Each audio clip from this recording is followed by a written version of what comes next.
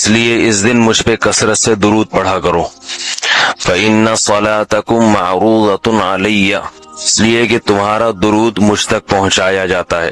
صحابی نے پوچھا یا رسول اللہ کیف تعرض علیک صلاتنا وقد ارمت، ہمارا درود آپ تک کیسے پہنچایا جائے گا جبکہ آپ جب دنیا سے جائیں گے قبر میں جسم آپ کا ختم ہو جائے گا تو ہمارا درود آپ تک کیسے پہنچے گا؟ تو آپ صلی اللہ علیہ وسلم نے فرمایا ان اللہ حرم علی الارض اجساد الانبیاء، اللہ تعالیٰ نے پیغمبروں کے جسموں پر زمین پر پیغمبروں کے جسموں کو حرام کر دیا. زمین کسی پیغمبر کے جسم کو کبھی ختم نہیں کرتی. تو یہ بھی امت کا اجماعی عقیدہ ہے کہ جتنے بھی انبیاء ہیں ان کے جسم بالکل سلامت رہتے ہیں. شہداء میں تو یہ بہت زیادہ مشاہدہ ہوتا ہے، بہت سارے شہداء کے جسم سلامت رہتے ہیں. تو ایک اور حدیث میں آپ صلی اللہ علیہ وسلم نے فرمایا من صلی علی صلاة صلی اللہ بها عشرہ، جس نے مجھ پر ایک دفعہ درود بھیجا. درود کہتے ہیں نبی صلی اللہ علیہ وسلم کے لیے اللہ تعالیٰ سے خصوصی رحمت کی دعا کرنا. ایک ہوتا ہے عام دعا، کسی کے لیے بھی رحمت. صلات کہتے ہیں خصوصی رحمت جو اللہ اپنے خاص بندوں پہ کرتا ہے. اس لیے صلات کا جو لفظ ہے نا، یہ درود اور صلات یہ پیغمبر کے علاوہ کسی کے لیے جائز نہیں ہے، کیونکہ یہ صلات خاص کس کے خاصہ ہے؟ یہ پیغمبروں کا. اس لیے ہم اللہم صلی علی محمد تو کہہ سکتے ہیں لیکن یوں نہیں کہہ سکتے اللہم صلی علی فلان. تو وہ صلی جو ہے نا، صلات یہ خاص قسم کی رحمتیں ہوتی ہیں جو اللہ پیغمبروں پر بھیجتے ہیں. تبھی قرآن میں آتا ہے اولئک علیہم صلوات من ربہم ورحمہ، کہ جو لوگ صبر کرتے ہیں ان پر اللہ کی خصوصی رحمتیں بھی ہیں اور رحمت بھی ہے. تو پتہ چلا صلات اور رحمت میں فرق ہے. صلات اعلیٰ قسم کی رحمتوں کو کہتے ہیں. تو آپ صلی اللہ علیہ وسلم نے فرمایا جس نے میرے لیے ایک مرتبہ رحمت کی دعا کی، درود شریف پڑھا میرے لیے، تو اللہ اس پر 10 رحمتیں بھیجتے ہیں. اور جمعہ کے دن زیادہ فضیلت ہے درود شریف پڑھنے کی. البتہ یہ جو جمعہ کے دن میں حدیث مشہور ہے کہ 80 سال کے گناہ معاف ہوتے ہیں جمعہ کے دن درود پڑھنے سے، یہ حدیث سند کے لحاظ سے کمزور ہے. لیکن یہ جو میں نے حدیث پڑھی کہ جمعے کا دن سب سے بہتر دن ہے، فَأَكْثِرُوا عَلَيَّ مِنَ الصَّلَاةِ فِيهِ، لہذا اس دن مجھ پہ کثرت سے درود پڑھا کرو، یہ بالکل صحیح حدیث ہے. تو جمعہ کے دن درود شریف کی اضافی فضیلت ہے. آج چونکہ جمعہ کا دن ہے تو اس لیے میں نے کہا کہ اس بارے میں تھوڑی سی بات کروں. ایک اور حدیث میں آتا ہے رسول اللہ صلی اللہ علیہ وسلم نے فرمایا لا تجعلوا قبری عیدا وصلوا علی فإن صلاتکم تبلغنی حیث کنتم. فرمایا میری قبر کو عیدگاہ نہ بناؤ. جیسے میلوں کی جگہ ہوتی ہے نا، میلے ٹھیلے، عید پہ جب سب لوگ جمع ہو کے خوشیاں مناتے ہیں، تو جیسے مزاروں پہ ہوتا ہے نا قوالیاں ہو رہی ہیں اور یہ میلے ٹھیلے ہو رہے ہیں آج کل دیکھا ہے. تو پہلے زمانے میں بھی جب کوئی نیک آدمی دنیا سے جاتا تھا تو لوگ اس کی قبر پہ دھرنے مار کے بیٹھ جاتے تھے، اور وہ مجاور اور یہ سب جو ہمارے یہاں ہوتا ہے.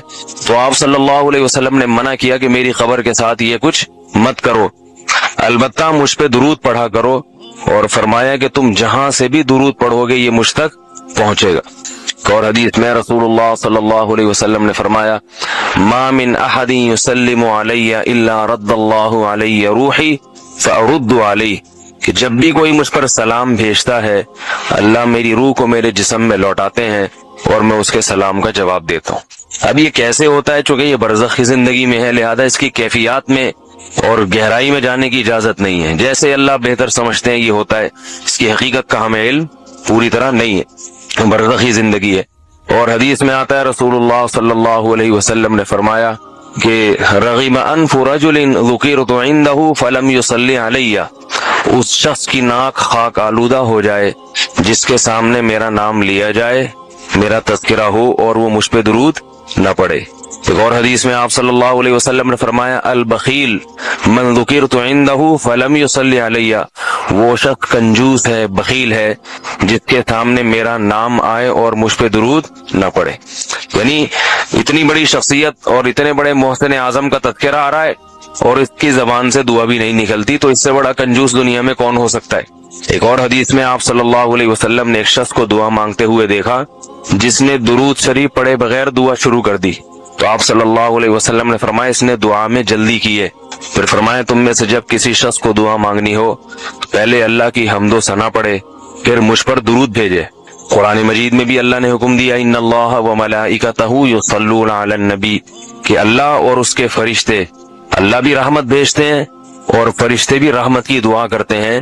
یا ایھا الذین آمنوا صلوا علیہ وسلموا تسلیما، اے ایمان والو تم بھی محمد صلی اللہ علیہ وسلم پر درود بھیجا کرو. والذین آمنوا اشد حبا للہ وقال النبی صلی اللہ علیہ وسلم لن یؤمن احدکم حتی اکون احب الیہ من مالہ وولدہ والناس اجمعین من والدہ وولدہ والناس اجمعین. آپ کو پتہ ہے کہ آدم علیہ السلام کو جب شیطان نے سجدے سے انکار کیا اور آدم علیہ السلام کی پیدائش سے پہلے اللہ تعالیٰ نے فرشتوں کو بتایا کہ میں نے ایک انسان پیدا کرنا ہے، تو فرشتوں نے اعتراض یہ کیا تھا وَيَسْفِكُ الدِّمَاء، یہ انسان زمین میں فساد پھیلائے گا، لڑے گا، ایک دوسرے کا خون بہائے گا. فرشتوں کو یہ اندازہ اس لیے ہو گیا تھا کہ انہیں پتا تھا کہ ایک ایسی مخلوق دنیا میں آنے والی ہے جس مخلوق کے پاس خواہشات بھی ہیں اور عقل بھی ہے. اس مخلوق کے پاس دماغ بھی ہے اور خواہشات بھی ہیں. جانوروں کے پاس خواہشات ہیں، دماغ نہیں ہے، لہذا وہ اپنی خواہشات کو محدود پیمانے پر پوری کرتے ہیں. بہت محدود ہے نا. شیر کو بھوک لگے گی، ایک ہرن کو مار کے کھا جائے گا، بس پیٹ بھر جائے گا تو جا کے اپنے غار میں بیٹھ جائے گا. اس سے زیادہ وہ جنگل میں فساد نہیں پھیلائے گا.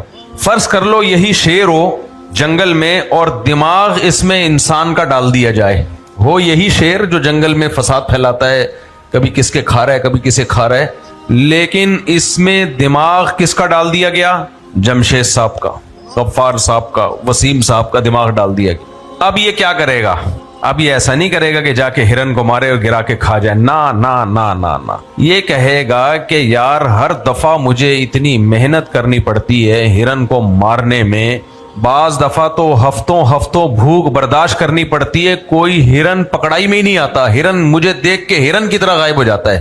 تو یہ کون سا دیسی طریقہ ہے جو صدیوں پہلے ہمارے باپ دادا سے چلا آ رہا ہے؟ جب شدید بھوک لگے تو اپنی کچھار سے باہر آؤ، ہرن کو تلاش کرو، مل گیا ٹھیک ہے، نہیں تو اسی بھوک میں مزید 4 دن گزارو، لاغر ہو جاؤ. یہ کون سا طریقہ ہے؟ شیر میں دماغ کس کا لگ گیا؟ بولو، جمشید صاحب کا. اب یہ کون سا طریقہ ہے یار؟ اب وہ بیٹھ کے کرے گا پلاننگ. وہ کہے گا یار میں ایک ہرن اتنی محنت کے ساتھ گراتا ہوں، میرا تو 4 بوٹیاں 8-10 بوٹیاں کھا کے چانپے وہاں پہ کھا کے پیٹ بھر جاتا ہے، باقی سارے گریوی میں پیٹ بھر رہے ہوتے ہیں. آ کے میری نیاز کون کھا رہا ہوتا ہے؟ لومڑی بھی آ کے کھا رہی ہوتی ہے، گدھ بھی آ کے کھا رہے ہوتے ہیں، لکڑ بگڑ بھی آ کے کھا رہے ہوتے ہیں، سارے انجوائے کرتے ہیں. محنت کس کی ہوتی ہے؟ آپ لوگ تو بولو نا یار، محنت میری ہے، پورا جنگل انجوائے کر رہا ہے اور میں اگلے ٹائم اسی طرح بھوکا بیٹھا ہوا ہوں. پھر کیا خیال ہے یار؟ بات سے بات نکلتی ہے، موضوع سے ہٹ جاتا ہوں. لیکن دیکھو شیر ہفتے میں 1-8 دن کھاتا ہے. یہ میں نے اپنی آنکھوں سے دیکھا ہوا منظر بتا رہا ہوں افریقہ کے جنگل میں، رپورٹ نہیں پیش کر رہا، مشاہدے کی حقیقت بتا رہا ہوں. ہم نے کیمپنگ کی ایک جنگل میں اور اس میں شیر اور اس کی شیرنیوں کو دیکھا ہم نے کہ پورا پریوار، پورا خاندان شیر کا روزانہ جاب کے لیے صبح نکلتا ہے، شام کو بے روزگار واپس لوٹتا ہے. 1 ہفتے تک اس کو جاب بولو نہیں ملی. تو جنگل میں جو گائیڈ کرنے والے ہوتے ہیں ان کے وائرلیس پہ رابطے ہوتے ہیں. یہ زیمبیا کے جنگل کی بات کر رہا ہوں. ان کے وائرلیس پہ رابطے ہوتے ہیں کہ ادھر شیر کو کوئی ملی ہے جاب اچھی، تو فوراً ہمارے جو گائیڈ تھا نا وہ جیپ بھگا کے ہمیں ادھر لے گیا کہ اب شیر کے پاس کوئی اچھی ویکینسی آئی ہے اور اس کی بھی دال روٹی کا انتظام ہو گیا ہے. 4-5 دنوں سے وہ بھوکا اپنے پورے خاندان کے ساتھ. ہم لوگ پہنچ گئے، مغرب کے بعد کا ٹائم تھا، مغرب ہم نے وہیں پڑھی شیر کی لوکیشن پہ پہنچ کے. کیمرے میں نے آن کر لیے اپنے موبائل کا کیمرہ کہ اب اس کی میں ویڈیو بناؤں گا. دیکھتا ہوں کہ بھائی شیر کے ساتھ ہوں گی 5-6 شیرنیاں، 2-4 8-10 اس کے بچے، پورا خاندان تھا. یہ تو شکر ہے شیر فیملی پلاننگ والوں سے متاثر نہیں ہوا، ورنہ شیر بھی تنہائی دور کرنے کے لیے کتے پال رہا ہوتا. جیسے ہمارا سیکولر لبرل طبقے کا جو بڑھاپا ہے نا وہ کس کے ساتھ پاس ہوتا ہے؟ آپ لوگ کو تو یہ جملہ سن کے تکلیف ہوتی ہے. مفتی صاحب ہر 4 دن بعد فیملی پلاننگ والوں کو رگڑنا شروع کر دیتے ہیں لیکن آپ کو اندازہ نہیں ہے کہ میں ان کی دم پہ پاؤں رکھ کے کھڑا ہو گیا ہوں اور ان کی اپنے نظریات کو دنیا میں پروموٹ کرنے کے لیے کروڑوں نہیں اربوں خربوں روپے خرچ کر رہے ہیں، کیونکہ ان کو پتا ہے کہ اس سے مسلم سوسائٹی کا کیسا بیڑا غرق ہوگا، آپ کو پتا نہیں ہے۔ اس لیے میں جب ان کے خلاف بولتا ہوں تو انہیں اندازہ ہوتا ہے میری بات کے وزن کا، آپ کو اندازہ نہیں ہوتا۔ نہیں آ رہی سمجھ میں بات؟ جیسے میں ہر تھوڑے دن بعد عاملوں کو رگڑنا شروع کر دیتا ہوں تو آپ کو تو ہوتا ہے یار کیا عامل لگا کر، عاملوں کو پتا ہے کہ یار یہ مفتی بالکل صحیح کر رہا ہے۔ عامل کہتے ہیں یار فراڈی تو ہم ہیں، دنیا کو بیوقوف تو ہم بنا رہے ہیں، تو یہ مفتی ہمارے پیچھے پڑ گیا ہے، جتنا پڑ گیا اس کو اس سے زیادہ پڑھنا چاہیے۔ عاملوں کو پتا ہے کہ ہمارا فراڈ اس مفتی کے بیانات سے بہت آگے نکل چکا ہے، اس لیے عاملوں کو پتا ہے، وہ کہتے ہیں یار یہ تو بالکل صحیح کر رہا ہے۔ نہیں آ رہی میرے خیال، رہنے تو بہت مشکل ہے بات سمجھانا بھائی۔ اللہ تعالیٰ کی عادت ہے کہ اللہ تعالیٰ اس دنیا کے نظام کو مساوات کی بنیاد پہ اللہ نے اس نظام کو نہیں چلایا، سب ایک جیسے نہیں ہیں اس دنیا میں۔ اللہ تعالیٰ نے انسانوں کو تمام مخلوق پہ ترجیح عطا فرمائی ہے، پھر انسانوں میں بھی سب کو ایک جیسا مقام نہیں دیا۔ پیغمبروں کو اللہ تعالیٰ نے عام لوگوں پر فضیلت عطا فرمائی، پھر پیغمبروں کو بھی ایک جیسا مقام نہیں دیا۔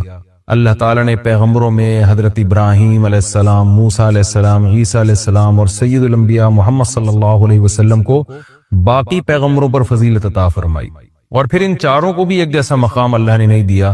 ان میں سب سے افضل مقام اللہ نے اپنے حبیب محمد صلی اللہ علیہ وسلم کو عطا فرمایا۔ تو جیسے اللہ تعالیٰ کی عادت ہے کہ انسانوں میں اللہ نے فرق رکھا، مخلوق میں فرق رکھا، تو اللہ تعالیٰ نے اسی طرح اس زمین کے خطوں میں فرق رکھا ہے۔ اس زمین میں سارے خطے ایک جیسے نہیں ہیں۔ مسجد کو اللہ نے عام جگہوں پر فضیلت دی، پھر مسجدوں میں مسجد اقصی، مسجد نبوی اور مسجد حرام کو اللہ نے باقی مسجدوں پر فضیلت دی، اور ان تین مسجدوں میں بھی اللہ نے سب سے زیادہ فضیلت مسجد حرام کو دی جہاں بیت اللہ ہے، اور اتنی بڑی فضیلت دی کہ مسجد حرام میں ایک نماز کا ثواب 1,00,000 نمازوں کے برابر قرار دیا گیا۔ اور علماء کہتے ہیں صرف نماز ہی نہیں ہے بلکہ ایک نیکی کا ثواب اللہ نے مسجد حرام میں 1,00,000 نیکیوں کے برابر رکھا ہے۔ تو اسی طرح اللہ تعالیٰ نے جو اوقات ہیں، وقت ہیں، ان کو بھی ایک جیسا نہیں رکھا۔ اللہ تعالیٰ نے ہفتے کے دنوں میں جمعے کے دن کو ان بقیہ 6 دنوں پر اللہ نے فضیلت عطا فرمائی ہے۔ پھر اللہ نے مہینوں میں تمام مہینوں پر رمضان المبارک کو فضیلت عطا فرمائی ہے۔ آپ رمضان میں جب کوئی نیکی کرتے ہیں تو پورے سال کی نیکی ایک طرف اور رمضان کی نیکی ایک طرف، کئی گنا اجر اس کا بڑھ جاتا ہے۔ اسی طرح سے اللہ رب العزت نے پورے رمضان کو بھی ایک جیسا نہیں رکھا، بلکہ اللہ نے رمضان کے آخری عشرے کو پچھلے 2 عشروں پہ اللہ نے فضیلت دی ہے کہ رمضان کے آخری عشرے میں عبادت کا ثواب بقیہ 2 عشروں سے زیادہ ہے۔ یہی وجہ ہے کہ آپ صلی اللہ علیہ وسلم رمضان کے آخری عشرے میں شد میزرہ، امی عائشہ رضی اللہ تعالیٰ عنہ فرماتی ہیں تہبند کس لیا کرتے تھے۔ یہ کنایہ ہے عبادت سے کہ بالکل پوری رات آپ صلی اللہ علیہ وسلم عبادت کیا کرتے تھے۔ اور کمال کی بات یہ ہے کہ رمضان کے آخری عشرے کی جو 10 راتیں ہیں یا 9 راتیں ہیں، ان میں بھی پھر اللہ نے 9 کو برابر نہیں قرار دیا، بلکہ ان میں ایک رات ایسی اللہ نے بنائی جو پورے رمضان کی تمام راتوں سے افضل اور پورے سال کی تمام راتوں سے افضل، اور اس کا نام بھی اللہ نے خود متعین کیا کہ اس کا نام ہے لیلۃ القدر۔ قدر کا مطلب مرتبے والی، قدر و منزلت والی، اونچے مقام والی رات۔ تو یہ اللہ کی عادت ہے کہ جیسے آپ دیکھتے ہیں کہ مختلف قسم کی کمپنیاں مختلف پیکیجز نکالتی ہیں اپنی پروڈکٹ کو سیل کرنے کے لیے، لوگوں کو فائدہ پہنچانے کے لیے، خود پیسے کمانے کے لیے۔ اللہ کو ہماری ضرورت نہیں ہے ہماری عبادت کی، اللہ کو اس بات کی ضرورت نہیں ہے کہ ہم اس کی عبادت کریں تو اس کو کوئی فائدہ ہوگا، لیکن اللہ ہمیں فائدہ پہنچانے کے لیے، ہمیں عبادت کی طرف لانے کے لیے، ہماری تربیت کے لیے کہ یہ کسی طرح کسی بہانے آ جائیں۔ جیسے دیکھیں مارکیٹوں میں سیل لگتی ہے نا، چیزیں سستی ہو جاتی ہیں، کمپنی کا تو اس میں اپنا مفاد ہوتا ہے، تو غریب سے غریب آدمی بھی اس سیل کی وجہ سے سستے میں وہ چیزیں خریدنا شروع کر دیتے ہیں۔ تو اللہ تعالیٰ کا تو کوئی مفاد نہیں ہے ہم سے، لیکن اللہ ہمیں فائدہ پہنچانے کے لیے مختلف قسم کے پیکیج دیتے ہیں کہ آؤ رمضان کا ایک پیکیج ہے جس میں گناہگاروں کو توبہ کی توفیق ملتی ہے، پورے سال کچھ نہیں کیا تو کچھ رمضان میں کر لو، پورے سال مسجد میں عبادت کی توفیق نہیں ملی تو چلو عمرہ کی آج تمہیں توفیق ملی، مسجد حرام میں عبادت کر لو، یہاں تو میں 1 پر 1 لاکھ تمہیں دوں گا۔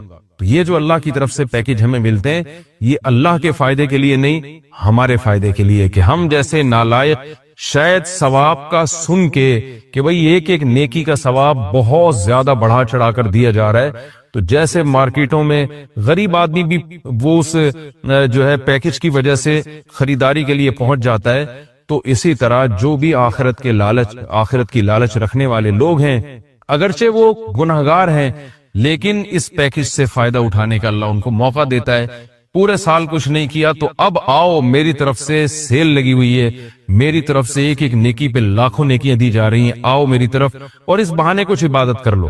تو عقل مند لوگ اللہ کی اس آفر سے فائدہ اٹھاتے ہیں، اللہ کی طرف سے پیش کردہ اس آفر سے، اور اللہ کی اس رحمت سے فائدہ اٹھاتے ہیں۔ تو وہ رحمت کیا ہے؟ قرآن نے اس رحمت کو بیان کیا کہ یہ جو لیلۃ القدر کی رات ہے، یہ اللہ کی طرف سے اتنا بہترین پیکج ہے کہ قرآن خود اس کا تذکرہ کرتا ہے، لیلۃ القدر خیر من 1000 شہر۔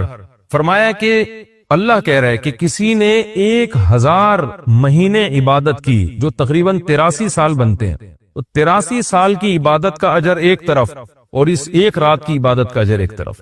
آپ بتائیے کتنا بہترین اللہ کی طرف سے یہ اللہ کی رحمت کا معاملہ ہے، اور اللہ کی طرف سے یہ کتنا بہترین پیکج ہے، تو اتنا زیادہ اس میں ثواب۔ اور اللہ نے بتایا کہ ایسی برکت والی رات ہے، 2 جگہ قرآن نے اس کا تذکرہ کیا، انا انزلناہ فی لیلۃ مبارکہ، کہ ہم نے اس رات میں قرآن کو نازل کیا اور یہ برکت والی رات ہے۔ ایک جگہ قرآن کہہ رہا ہے برکت والی رات، ایک جگہ قرآن کہہ رہا ہے قدر و منزلت والی رات، اور دونوں جگہ قرآن کہہ رہا ہے کہ ہم نے اس رات کی سلیکشن کی ہے قرآن کو نازل کرنے کے لیے۔ تو ایک فضیلت تو اس رات کی یہ ہے کہ اس میں عبادت کا اجر ہزاروں گنا بڑھ جاتا ہے۔ آپ 83 سال مسلسل عبادت کرتے رہیں اور اس ایک رات میں آپ عبادت کریں تو اللہ کی رحمت ہے کہ اس ایک رات کی عبادت کا ثواب 83 سال کی عبادت کے برابر ہو جائے گا۔ تو بہت ہی محرومی کی بات ہے کہ کوئی شخص اس رات کو سوتے میں گزار دے۔ اور علماء نے یہ بیان کیا ہے کہ جو بھی فضیلت والے دن یا فضیلت والی راتیں ہوتی ہیں، ان میں جیسے عبادت کا ثواب بڑھ جاتا ہے، گناہ کا عذاب بھی اسی حساب سے کئی گنا بڑھ جاتا ہے۔ جیسے مسجد حرام کے بارے میں حدیث میں آتا ہے کہ ایک نماز 1 لاکھ کے برابر، لیکن قرآن کیا کہتا ہے؟ وَمَن يُرِدْ فِيهِ بِإِلْحَادٍ بِظُلْمٍ نُذِقْهُ مِنْ عَذَابِ السَّعِيرِ۔ مسجد حرام میں ظلم اور گناہ کا کوئی بھی معصیت جو ہے، گناہ ہے، اس کا عذاب بھی کئی گنا بڑھ جاتا ہے۔ اس لیے علماء کہتے ہیں کہ مسجد حرام میں ایک جرم وہ 1 لاکھ جرموں کے برابر ہے، مسجد حرام میں ایک چوری 1 لاکھ چوریوں کے برابر ہے، مسجد حرام میں ایک جھوٹ 1 لاکھ دفعہ جھوٹ بولنے کے برابر ہے۔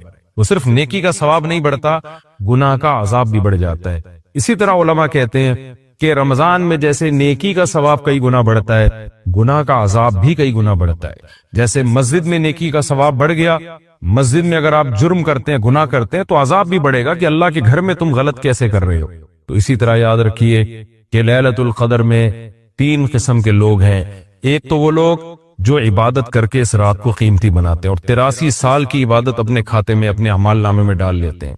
ایک وہ لوگ ہیں جو محروم ہوتے ہیں، پوری رات سوتے رہتے ہیں، لیکن وہ بھی خوش قسمت ہیں کہ چلو عشاء کی نماز جماعت سے پڑھی، فجر کی جماعت سے پڑھی، کسی درجے میں ان کو بھی ثواب مل گیا، تراویح کی کچھ رکعتیں پڑھ لی جتنی اللہ نے توفیق دی۔ یہ وہ لوگ ہیں جنہوں نے اس رات کو بہت حد تک ضائع کر دیا، لیکن خسارے والا کام انہوں نے نہیں کیا۔ خسارے والے وہ لوگ ہیں جو اس رات میں بھی گناہ نہیں چھوڑتے، ڈرامے دیکھ رہے ہیں، فلمیں دیکھ رہے ہیں، غیبتیں کر رہے ہیں، اور عشاء کی نماز جماعت سے نہیں پڑھ رہے، گناہ کر رہے ہیں، فجر کی نماز جماعت سے نہیں پڑھ رہے۔ تو یہ بدبخت لوگ ہیں۔ تو خوب یاد رکھیے کہ لیلۃ القدر میں جیسے عبادت کا ثواب بڑھتا ہے، ایسے ہی گناہ کا عذاب بھی کئی گنا زیادہ بڑھ جاتا ہے۔ اور یہی حکمت ہے، علماء بیان کرتے ہیں کہ رسول اللہ صلی اللہ علیہ وسلم نے ہمیں یقینی طور پر لیلۃ القدر کی رات متعین کر کے نہیں بتائی۔ آپ نے یہ فرمایا کہ طاق راتوں میں تلاش کرو، آخری عشرے میں تلاش کرو، وہ رات اسپیسیفک متعین نہیں کی۔ اس میں یہی حکمت علماء بیان کرتے ہیں کہ اگر وہ رات متعین کر دی جاتی اور پھر اس میں اس رات میں کوئی پوری رات سو کے ضائع کرتا تو اللہ کی اس پر حجت تام ہو جاتی. اللہ کہتے تجھے تو پتا تھا کہ آج لیلۃ القدر کی رات ہے, تو نے آج گناہ کیسے کیا, تو نے اس رات کو ضائع کیسے کیا, تو اور زیادہ عذاب آ سکتا تھا. ایسا نہ ہوتا کہ دنیا میں ہی عذاب آ جاتا. تو اس لیے اللہ نے اس کو مخفی کر دیا کہ تھوڑا سا کنفیوژن میں ڈال دیا کہ تاکہ اس میں اگر کوئی اس رات کو ضائع کرتا ہے تو اس کو یقینی طور پر افسوس نہ ہو کہ ہو سکتا ہے وہ یہ سوچے شاید آج کی رات نہ ہو بلکہ ہو سکتا ہے کل یا پرسوں کی رات لیلۃ القدر ہو جائے. ایک حکمت تو علماء یہ بیان کرتے ہیں. دوسری حکمت یہ بیان کرتے ہیں کہ اگر لیلۃ القدر کی رات متعین کر دی جاتی اور اس رات اتفاق سے کوئی سوتا رہ جاتا, بیماری کی وجہ سے عبادت نہ کر پاتا, تو پھر وہ بقیہ راتوں میں بالکل بھی عبادت نہ کرتا. وہ کہتا لیلۃ القدر تو گزر گئی, اب میں رات جاگ کے کیا کروں گا, اصل جو اللہ کی طرف سے رحمت والا معاملہ تھا وہ تو میں نے ضائع کر دیا. تو اللہ نے اس امت پر احسان کیا کہ بتا دیا بھائی آخری عشرہ ہے اور طاق راتوں میں امکان زیادہ ہے, تاکہ کوئی 21ویں رات کو عبادت نہ کر سکے تو اس کو یہ خیال نہ ہو کہ بھائی اب لیلۃ القدر کا چانس ہی ختم ہو گیا, بھائی ہو سکتا ہے 22ویں ہو سکتا ہے 23ویں ہو. تو اس لالچ میں, اس امید میں وہ 10 کی 10 راتیں عبادت کرے گا. اور تیسری حکمت علماء نے یہ بیان کی ہے کہ لیلۃ القدر کی رات کو 100% متعین کر کے نہیں بتایا گیا تاکہ لوگ اس بہانے زیادہ عبادت کریں اور جو طلبگار ہیں انہی کو ملے. اب جو آخری 10 عشرے میں یقینی طور پر پوری عبادت کرے گا اس کے لیے تو لیلۃ القدر یقینی ہے. جو آخری عشرے میں کچھ راتیں جاگے گا کچھ راتیں نہیں جاگے گا تو اس کے بارے میں امکان ہے کہ شاید لیلۃ القدر اس سے فوت ہو گئی ہو. ہاں, طاق راتوں میں جو عبادت کرے گا, تمام طاق راتوں میں 21ویں میں 23 میں 25 میں 26ویں 27ویں رات 29ویں رات, تو اس کے بارے میں بھی امکان ہے کہ وہ لیلۃ القدر کو پالے گا. تو اللہ تعالیٰ یہ چاہتے ہیں کہ جو پورے آخری عشرے میں تمام طاق راتوں میں خاص طور پر عبادت کریں ان کو لیلۃ القدر ملے. تو اگر اللہ رات متعین کر دیتے تو پھر تو ہر آدمی اس لیلۃ القدر میں جاگ لیتا, لیکن اللہ نے نظام ایسا بنایا کہ بھئی جو طلب کرے گا اور تمام راتیں جاگے گا اس کو تو یقینی طور پر لیلۃ القدر ملے گی, اور جو تمام راتوں میں عبادت کا اہتمام نہیں کرے گا تو اس کے لیے معاملہ مشکوک ہے, امکان ہے کہ مل جائے, امکان یہ بھی ہے کہ نہ ملے. تو اس لیے بھی علماء کہتے ہیں کہ لیلۃ القدر کی یقینی طور پر تعیین نہیں کی گئی. بہرحال بہت کثرت سے اس بارے میں روایات ہیں جن میں آتا ہے کہ رمضان کے آخری عشرے میں اور رمضان کی طاق راتوں میں خاص طور پر آپ صلی اللہ علیہ وسلم نے فرمایا کہ لیلۃ القدر کو تلاش کرو. تو ہمیں لیلۃ القدر میں کرنا کیا ہے؟ اس میں کچھ بدعتیں بھی پھیلی ہوئی ہیں. جتھے بنا کے مسجدوں میں جانا اور اجتماعی عبادتیں کرنا, یہ تمام چیزیں اسلاف سے ثابت نہیں ہیں اور ان کو دین سمجھ کے کریں گے یہ بدعت ہو جائیں گی. سنت سے دور ہیں یہ سب چیزیں. انفرادی عبادت ہونی چاہیے. نماز کا کوئی الگ سے مخصوص طریقہ ثابت نہیں ہے. لیلۃ القدر کی رات میں جو طریقے سے عام آپ نمازیں پڑھ رہے ہیں وہی اسی طریقے سے, یہ نہیں کہ پہلی رکعت میں یہ صورت دوسری میں یہ صورت. یہ تمام چیزیں لوگوں میں پھیلی ہوئی ہیں, یہ بدعت ہے, ان کا حقیقت سے سنت سے کوئی تعلق نہیں ہے. تلاوت کریں, دعائیں مانگیں اور تہجد کی نماز پڑھیں. جتنے نوافل اللہ آپ کو توفیق دیتا ہے, آپ جیسے عام معمول ہے نوافل پڑھنے کا اسی طرح پڑھیں. اور بہتر ہے گھر میں عبادت کریں. گھر میں اگر مشکل ہو رہی ہے تو مسجد میں بھی جا سکتے ہیں, لیکن نوافل گھر میں پڑھنا یہ مسجد میں پڑھنے سے زیادہ افضل ہے. مسجد میں شور شرابہ کرنا, لیلۃ القدر کے نام پہ جتھے بنا کے بیٹھنا, پھر لیلۃ القدر کی رات پہ پوری رات پروگرام چلنا مسجدوں میں, یہ سب چیزیں لوگوں کو عبادت سے غافل کرنے والی ہیں. بیان بھی ہونے چاہیے مختصر, آدھا گھنٹہ ہو گیا 1 گھنٹہ ہو گیا, باقی وقت عبادت میں لگانا چاہیے. دوسری بات یہ کہ اتنی کثرت سے عبادت کرنا کہ آپ کا دماغ ہی خراب ہونا شروع ہو جائے, نیند سے حالت خراب ہو جائے, تو یہ بھی ٹھیک نہیں ہے. کچھ دیر آرام بھی کرنا چاہیے تاکہ جتنی عبادت ہو وہ طبیعت میں نشاط کے ساتھ اور فریشنس کے ساتھ ہو, آپ اس میں ٹینشن میں نہ آ رہے ہوں. اور ایک اہم بات یہ بھی ہے کہ اصل عبادت گناہ چھوڑنا ہے. آپ صلی اللہ علیہ وسلم نے لیلۃ القدر میں ہمیں جو دعا سکھائی ہے اس دعا کا مفہوم بھی یہی ہے. صحیح حدیث میں دعا آتی ہے کہ لیلۃ القدر میں یہ دعا مانگو, اللہم انک عفو تحب العفو فاعف عنا. اے اللہ تو سراپا معافی ہے, معافی کو پسند کرتا ہے, ہمارے گناہوں کو معاف کر دے. اس سے پتہ چلتا ہے کہ لیلۃ القدر میں نبی ہمیں یہ سکھا رہے ہیں, یہ سمجھا رہے ہیں کہ گناہوں سے توبہ کرنی ہے, معافی مانگنی ہے. ظاہر ہے جس جرم سے معافی مانگی جاتی ہے تو اسی بیس پہ مانگی جاتی ہے نا کہ آئندہ آپ چھوڑنے کا عہد کر رہے ہو. آپ نے کسی کا دل دکھایا, کسی کو ٹینشن دی, اب آپ اس سے سوری کر رہے ہیں, وہ کہتا ہے ٹھیک ہے آئندہ ٹینشن نہیں دینا. آپ کہتے ہیں دوں گا تو میں آئندہ بھی تمہیں ٹینشن, تو وہ کہے گا پھر یہ تو معافی نہیں, یہ تو معافی کے نام پہ مذاق ہو گیا بھائی. تو نبی جو ہمیں دعا سکھا رہے ہیں اس میں اصل بتا رہے ہیں کہ لیلۃ القدر کی رات میں اللہ سے دعائیں مانگ کر توبہ کرنی ہے. تو اس رات میں آپ عبادت کریں، اللہ سے دعا مانگیں. اور دعا کیا مانگیں کہ اللہ جو گناہ ہماری زندگی میں ہے ان سے ہم توبہ کرتے ہیں اور آئندہ ہمیں ان سے بچنے کی توفیق عطا فرما.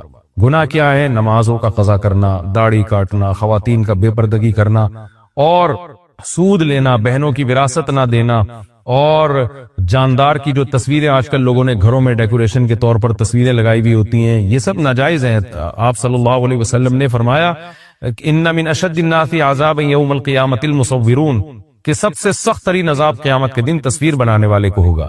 ڈیجیٹل کیمرے کی تصویر میں تو بہت اچھا خاصا علماء کا اختلاف ہے کہ ہماری رائے یہ کہ تصویر میں داخل نہیں ہے، لیکن جو پرنٹڈ تصویر ہوتی ہے اور کسی شرعی عذر کے بغیر ہو، ایک تصویر کسی ضرورت سے ہوتی ہے، بلا وجہ شو بازیوں کے لیے اپنے باپ داداؤں کی تصویریں دیواروں پہ سجانا، یہ فیشن ہمارے یہاں بنتا چلا جا رہا ہے. اور جو بت بنے ہوئے ہوتے ہیں تصویر کے نام پہ، وہ بھی اسلام میں حرام ہے. تو ان سب چیزوں سے ہمیں لیلۃ القدر میں توبہ کرنی ہے. شراب سے، زنا سے، بدنظری سے، والدین کی نافرمانی سے، رشتہ داری توڑنے سے. آپ صلی اللہ علیہ وسلم نے فرمایا جو خونی رشتوں کو توڑتا ہے وہ جنت میں داخل نہیں ہوگا. لیلۃ القدر کی رات میں آپ اپنے خونی رشتوں کو منا لیں. اس رات میں آپ اگر رشتے کو جوڑیں گے اس کا ثواب کئی گنا زیادہ ملے گا، اس کی برکتیں بہت زیادہ ہوں گی. تو اس رات میں صدقہ خیرات بھی کرنا چاہیے. اور ان تمام جرائم سے، نماز چھوڑنے کا گناہ، سود کا گناہ، وراثت کھانے کا گناہ، جو بھی ناپ تول میں کمی کا گناہ، آپ اگر کسی ادارے میں جاب کرتے ہیں، آپ تنخواہ پوری لے رہے ہیں مگر آپ کام میں ڈنڈی مار رہے ہیں، یہ خیانت ہے جس سے قرآن نے روکا ہے. یہ بھی ایک جرم ہے، اس جرم سے بھی ہم نے اس رات میں توبہ کرنی ہے. اگر کوئی کرایہ دار مالک مکان کے گھر کو امانت کے طور پہ استعمال نہیں کرتا، یہ بھی امانت میں خیانت ہے. اور اگر مالک مکان کرایہ دار کو تنگ کرتا ہے یا کرایہ دار مالک مکان کو ٹائم پہ کرایہ نہیں دیتا، یہ بھی جرم ہے جس کو قرآن بیان کرتا ہے امانت میں خیانت. تو جہاں بھی دو آدمیوں کا معاملہ ہو رہا ہے اور اس میں آپ ڈنڈی مار رہے ہیں، یہ بہت بڑا جرم ہے. قرآن میں اہل جنت کی یہ صفات بیان نہیں کی گئی ہیں. تو اخلاق کو اپنے درست کرنا. آپ صلی اللہ علیہ وسلم نے فرمایا منافق کی 3 نشانی ہے: بات کرتا ہے، جھوٹ بولتا ہے، امانت دی جائے تو خیانت کرتا ہے، اور جب کسی سے بحث مباحثہ کرتا ہے تو گالم گلوچ پہ آ جاتا ہے. آج دیکھیں دفتروں میں کیا حال ہے، بات بات پہ گالیاں، ذرا سا کوئی مسئلہ ہوتا ہے فوش فوش گالیاں نکالنا شروع کر دیتے ہیں. تو یہ تمام چیزیں ایسی ہیں جن سے ہمیں اس رات میں توبہ کرنی ہے. اللہ تعالیٰ سے دعا ہے کہ لیلۃ القدر کی رات اللہ ہم سب کے لیے خیر اور برکت والی بنائے، اور اس رات میں ہمیں عبادت کی توفیق عطا فرمائے، اور اس رات میں ہمیں گناہوں سے سچی توبہ کی توفیق عطا فرمائے. حدیث کیا کہتی ہے؟ نبی نے دعا سکھائی کہ اے اللہ اتنا خوف، زیادہ خوف مسلط ہو گیا تو پڑھائی سے بھی گئے، نیند سے بھی گئے، کھانے سے بھی گئے. تو اللہ کا بھی اگر زیادہ خوف پیدا ہو گیا صحت بھی خراب ہوگی. بعض لوگوں کے دل میں جہنم کی آگ کا بہت خوف مسلط ہو جاتا ہے، وہ عبادت سے بھی جاتے ہیں، پھر وہ لائف کو جتنا انجوائے کرنا چاہیے جس شریعت نے اجازت دی اتنا بھی نہیں کر پاتے. تو اس لیے ہمارے نبی نے دعا سکھائی: اللہم قسم لنا من خشیتک ما تحول به بیننا وبین معصیتک. یہ میں مناجات مقبولہ کی دعاؤں کا ایک تھوڑا سا تعارف پیش کر رہا ہوں آپ کے سامنے کہ کتنی پیاری دعائیں ہیں. اے اللہ ہمیں اتنا خوف اپنا دے دے جو ہمارے اور تیری نافرمانی کے درمیان آڑ. کیونکہ خوف کا مقصد ڈرنا برائے ڈرنا نہیں ہے، خوف کا مقصد ہے جہنم سے بچنا، اور وہ جب بچیں گے جب گناہ سے بچیں گے. تو کم سے کم اتنا خوف تو ہو کہ جب گناہ کی طرف دل مائل ہو تو تیرا خوف رکاوٹ بن جائے، گناہ سے روک لے ہم کو. وَمِن طَاعَتِكَ مَا تُبَلِّغُنَا بِهِ جَنَّتَكَ. اپنی اطاعت کا اتنا جذبہ دے دے جو ہمیں جنت تک پہنچا دے. کیا ہوا بھائی، کیا ہوا؟ اچھا. وَمِن طَاعَتِكَ مَا تُبَلِّغُنَا بِهِ جَنَّتَكَ، یہ اسی کی تکمیل ہے. وَمِنَ الْيَقِينِ، یہ بڑا پیارا جملہ ہے. وَمِنَ الْيَقِينِ مَا تُهَوِّنُ بِهِ عَلَيْنَا مَصَائِبَ الدُّنْيَا. اے اللہ اپنا اتنا یقین دے دے، اتنا یقین، تیری ذات میں اتنا یقین آ جائے کہ تو سب کچھ کرنے والا تو ہی ہے. اتنا یقین آ جائے کہ دنیا کی مصیبتیں ہلکی لگنے لگیں، ڈپریشن میں نہ جائیں ہم مصیبتوں کی وجہ سے. جو اللہ کو نہیں مانتے نا، جب وہ دیکھتے ہیں کوئی ٹینشن آ رہی ہے تو وہ کہتے ہیں یار اس ٹینشن کی یہ وجہ ہے اور یہ وجہ تو ختم نہیں ہوگی تو میں تو ٹینشن میں زندگی گزاروں گا، وہ خودکشی کی طرف جائیں گے. اور جس کو پتا ہے کہ یہ دینے والا کون ہے؟ اللہ، وہ میرا خیر خواہ ہے، وہ مجھے سنورنے اور بنانے کے لیے دے رہا ہے، وہ یہ ٹینشن دور بھی کر سکتا ہے، وہ کسی سبب کا محتاج نہیں ہے، اس میں میرا فائدہ ہے، تو اس سے وہ ٹینشن کیا ہو جائے گی؟ ہلکی۔ تو اے اللہ اتنا یقین اپنا دے دے جس یقین کی وجہ سے دنیا کی مصیبتیں ہمیں ہلکی لگنے لگیں۔ اگر اتنا بھی یقین نہیں ہے تو یہ یقین نہیں ہے۔ وَمِنَ الْيَقِينِ مَا تُهَوِّنُ بِهِ عَلَيْنَا مَصَائِبَ الدُّنْيَا وَمَتِّعْنَا بِأَسْمَاعِنَا وَأَبْصَارِنَا وَقُوَّاتِنَا أَبَدًا مَا أَبْقَيْتَنَا۔ اے اللہ تو نے ہمیں آنکھ کی نعمت دی، سننے کی نعمت دی، بولنے کی نعمت دی، چلنے کی اور بات کرنے کی، یہ تمام نعمتیں جب تک ہماری زندگی ہے یہ نعمتیں ہم باقی رکھنا، معذوری سے ہمیں بچانا۔ سمجھ رہے ہو کہ نہیں سمجھ رہے؟ آج لوگ دولت مانگ رہے ہوتے ہیں، صحت کو فوکس نہیں کر رہے۔ آنکھ کی بینائی چلی جائے خدا نخواستہ، کیسی اندھیر زندگی ہے، سننے کی طاقت چلی جائے۔ وَمَتِّعْنَا بِأَسْمَاعِنَا وَأَبْصَارِنَا وَجَمِيعَ قُوَّاتِنَا أَبَدًا مَا أَبْقَيْتَنَا وَاجْعَلْهُ الْوَارِثَ مِنَّا۔ یہ اس سے بھی زیادہ خاندانی جملہ۔ کافر بھی چاہتا ہے کہ میری آنکھوں میں دیکھنے کی طاقت، کانوں میں سننے کی طاقت، زبان میں بولنے کی طاقت، میری تمام جو جسم کے پارٹس ہیں وہ صحیح رہیں تاکہ میں دنیا کی نعمتوں سے مزے اڑاؤں۔ تو اے اللہ ہم صرف اس لیے نہیں کہہ رہے کہ یہ تمام چیزیں باقی رکھ کہ ہم دنیا میں مزے اڑائیں، دنیا میں بھی لذت، اور یہ جو تو نے ہمیں طاقتیں دی ہیں یہ آخرت میں بھی ترقی کا ذریعہ بن جائیں، تو ڈبل مزے ہو گئے کہ نہیں ہو گئے ہیں بھائی؟ کیونکہ جس آدمی میں قوت اور طاقت نہیں ہوتی مختلف چیزوں کی، وہ آخرت کے کام بھی زیادہ نہیں کر سکتا۔ تو وَاجْعَلْهُ الْوَارِثَ مِنَّا، ان کے اثرات باقی رہے۔ کہو میں نیت کرتا ہوں سونے کی، سو جاؤ، ابھی تک کیوں جاگا ہوا ہے، سو جا، دماغ کو آرڈر دیتے رہو گے، سوئے گا؟ بالکل نہیں سو۔ بھائی سونے کا سوچنا بھی چھوڑ دو، اللہ سلائے گا تو سو گئے، ورنہ کسی کا، یعنی مسجد میں نہیں کہنا چاہیے، کسی کا باپ وغیرہ مناسب الفاظ نہیں ہے، ورنہ کوئی بھی نہیں سلا سکتا آپ کو۔ کیا خیال ہے بھائی؟ تو اس کا طریقہ یہ لیٹ جاؤ بھائی، خود ہی نیند آتی ہے، ایسا تھوڑی کہ سوچ رہا ہے۔ تو اسی طرح آج کل لوگ خوش ہونے کی کوشش میں لگے ہوئے ہیں، یار میں ٹینشن میں کیوں خوش ہوں، نہیں ہوگا بھائی، ٹھیک ہے؟ یہ آپ کے کنٹرول میں نہیں ہے، یہ کس کے کنٹرول میں ہے؟ اللہ کے۔ ہوتا ہے میرے بھائی، خوشی کا کوئی سبب بھی نہیں ہوتا۔ کیسا پیارا شعر حکیم اختر صاحب رحمہ اللہ اور ہمارے حضرت بھی پڑھا کرتے تھے، دل گلستان تھا تو ہر شے سے ٹپکتی تھی بہار، دل بیاباں ہو گیا عالم بیاباں ہو گیا۔ عالم جہان کو کہتے ہیں، بیاباں کا مطلب چٹیل میدان۔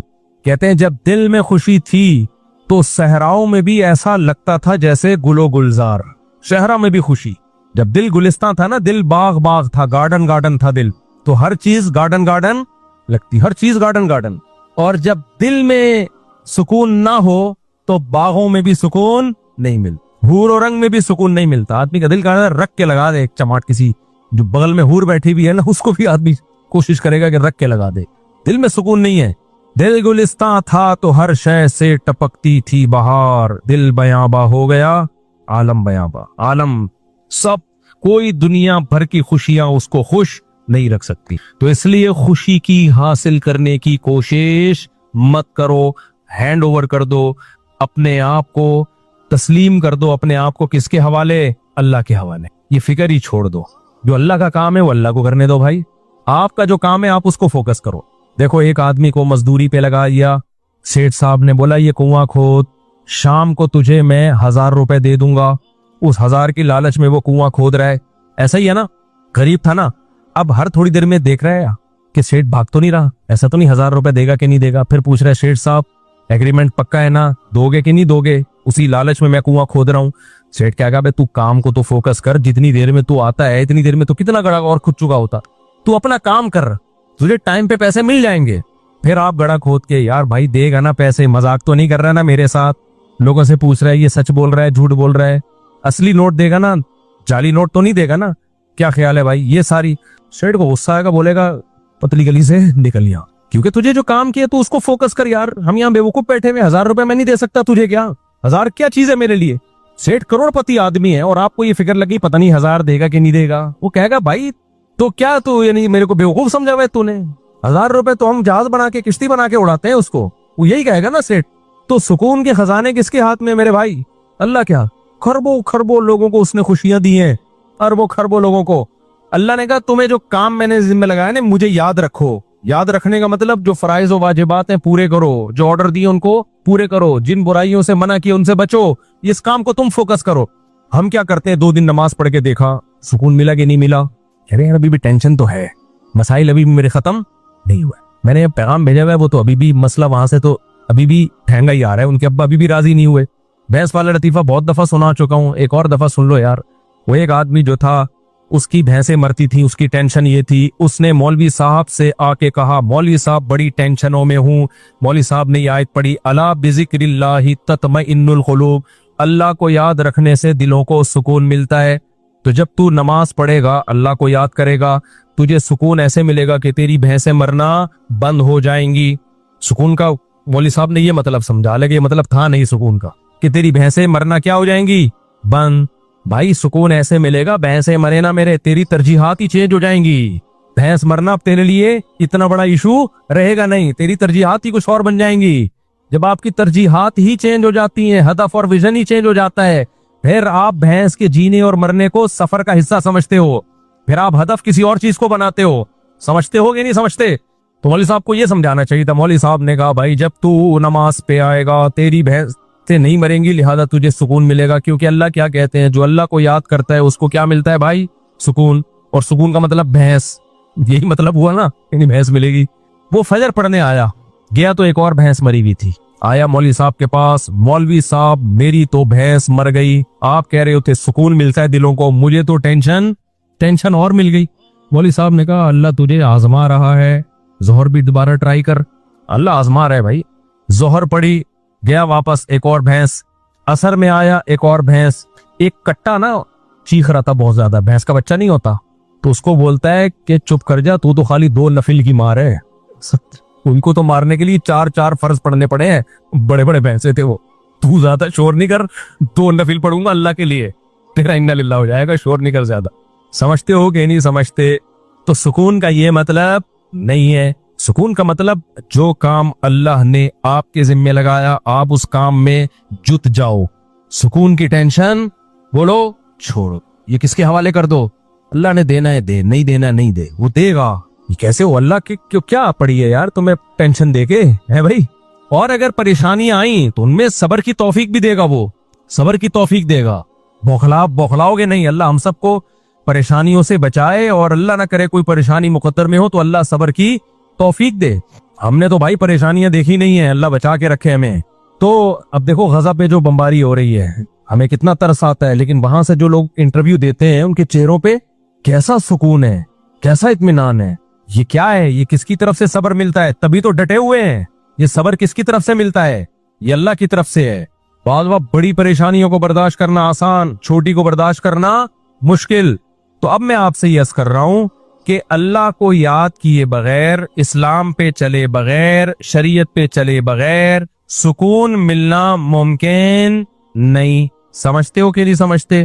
خوش رہنا ضرور, اور شریعت پہ چلنا سستی کے ساتھ ممکن نہیں ہے. ابھی رفیع بھائی بھی سو رہے ہیں. شریعت پہ چلنا سستی کے ساتھ ممکن, دیکھو سو جاؤ نا یہ سستی نہیں ہے, جاگا پر ڈھیلا ہو یہ سست ہے. سونا تو نیچرل ہے, وہ تو اپنے اختیار میں تھوڑی, بھی میں نے بتایا نا کہ اپنے اختیار میں نہیں ہے. یہ ہم لوگ جاگے ہوئے سست ہوتے ہیں, سونا تو اپنے اختیار میں تھوڑی ہے. بیٹھے بیٹھے لوگ سو جاتے ہیں. ہمارے کلاس فیلو تھے مدرسے میں, وہ جب سجدے میں جاتے سو جاتے, ان کو کونی مار کے سجدے میں اٹھانا پڑتا تھا, بھائی اگلی رکعت کا شروع ہونے والی ہے. حالانکہ بہت ایکٹیو تھے وہ, بہت ایکٹیو تھے. میں نے بہت ایکٹیو لوگوں کو دیکھا ہے بیٹھے بیٹھے سو جاتے ہیں. یہ تو یہ دماغ اپنے اختیار میں نہیں ہے. قوم کا مسئلہ جاگنے کے بعد شروع ہوتا ہے. ٹھیک جاگنے کے بعد بھی کیا ہے, سست پڑے ہوئے ہوتے ہیں. اب سر تو ظاہر ہے اسی کا کھلے گا, ٹرک والے کا سر تھوڑی کھلے گا. مظلوم بن کے پڑے ہوئے ہوتے ہیں, مر گئے یہ ہو گیا, لوگ پکڑ کے اس کو مار رہے ہوتے ہیں. یار پہلے دیکھ تو لو اس کی غلطی بھی ہے کہ نہیں ہے. لوگوں کا مزاج ہے کہ جو پاورفل ہے اس کو مارو, جس کے پاس بڑی گاڑی ہے اس کو مارو, اور یہ اپنی غربت کو کیش کرائے. بس معصوم سا منہ لے کے آ جائے گا میں, اور لوگ بس ترس آ رہا ہوتا ہے یار اس کو کیا آدمی کہے. ایسے واقعات اور ہیں میرے پاس, لیکن ٹائم بہت زیادہ ہو جائے گا. تو اس لیے مؤذنین کو چاہیے بھائی اذانوں میں لوگوں کی آزمائش نہ کریں. لوگ پھر حرمین کی مثال دیتے ہیں, حرم میں بھی تو لمبی نمازیں ہوتی ہیں.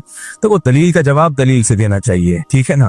حرم میں جو لمبی اذانیں ہوتی ہیں اس کو بھی بعض عرب علماء کو اشکالات ہیں, بعض عرب علماء کی تحریریں میں نے خود پڑھی ہیں، ان کو وہاں پہ بھی اشکال ہے کہ بھئی اتنی لمبی اذان ثابت نہیں ہے، اور بالفرض حرم میں ہو بھی رہی ہیں تو حرم کی بات ہی کچھ اور ہوتی ہے. حرم میں تو جاتے ہی لوگ اذان سننے کے لیے ہیں، تو آپ اپنی مسجد کو، انڈا موڑ کی مسجد کو حرم پہ قیاس نہ کریں. آپ وہاں تو الگ ماحول ہوتا ہے، تو اس پہ آپ انڈا موڑ اور باقی دنیا کی مسجدوں کو قیاس نہ کریں.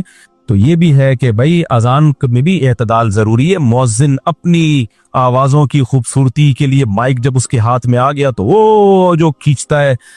میں نے اکثر دیکھا ہے جب میں کسی بیان میں جاؤں، کوئی پروگرام ہو، کوئی جلسہ ہو، گئے بیان میں قاری صاحب کو بٹھا دیا کہ پہلے تلاوت کلام سے اس محفل کا آغاز ہوگا. قاری صاحب جو بیٹھے ہیں نا، پولیس بھی نہیں اٹھا پا رہی اس. میں گھڑی دیکھ رہا ہوں کہ یار میرے بیان کا ٹائم آدھا گھنٹہ ہے اور اس میں صرف 15 منٹ رہ گئے ہیں. بائی ایئر اتنا لمبا سفر کر کے ہم گئے ہیں، اب بول بھی نہیں سکتے. لوگ کہیں گے لو بھائی تلاوت سے نفرت ہے.